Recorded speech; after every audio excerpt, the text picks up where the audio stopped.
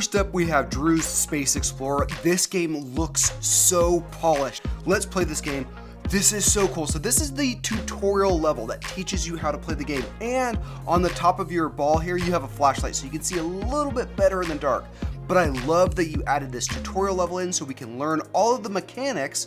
I also especially love, if you can see them, these dots up here in the air, which kind of guide you through which path to follow. So cool. Such a nice touch on making this game feel polished and feel like a real game designer designed these levels. And Drew, I think you're a real game designer. I think you gotta go work at Rockstar or Epic or somewhere amazing. Awesome job, Drew. Next up, we have Terza P's Pet Life. This is such a cool twist on an adventure game. We get to actually pick a pet and raise it. So I'm gonna start with a puppy, and then it prints out a little message on the screen here, which is super cool, and then I get to name the puppy. Let's name the puppy Matt.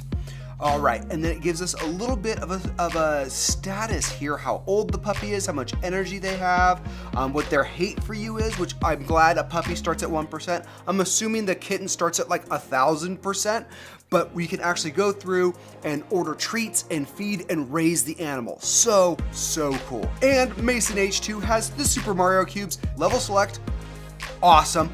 I am not gonna hit that button because I love my sanity. Let's play the game.